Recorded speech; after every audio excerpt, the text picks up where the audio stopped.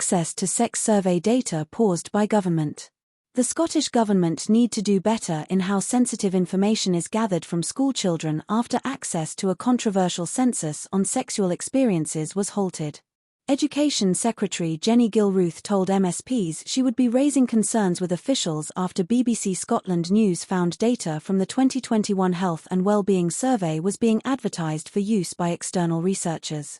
The government said pupils would not be identifiable from any data gathered, but Ms. Gilruth said access to the data was being put on hold. Parents claimed they were unaware the answers might be used in this way. Ms. Gilruth said, "I do need to reflect that I think we need to do better in the future in relation to how that's done, in relation to how the information was gathered." More than 130,000 school children took part in the census, carried out in 2021. Opt-out concern. Conservative MSP Megan Gallagher had raised the issue as an urgent question at Holyrood on Wednesday.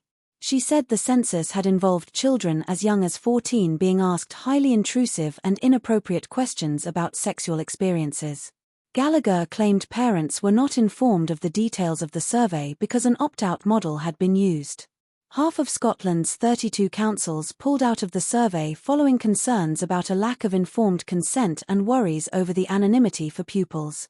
At the time of the survey, campaigners warned that it must protect children's right to privacy and give informed consent. The UK's Information Commissioner's Office has guidelines on consent which say it must be opt-in, rather than relying on parents or pupils specifically refusing to take part. The Education Secretary said she recognised the strength of feeling on the topic and the data had only been collected on one occasion. She added that parental consent should have been communicated via schools. Data from the census will be removed from the catalogue and access to it will be paused to allow time for the issue to be considered. Ms. Gilruth said, "I, as Cabinet Secretary, have also taken a decision to pause how we collect this data.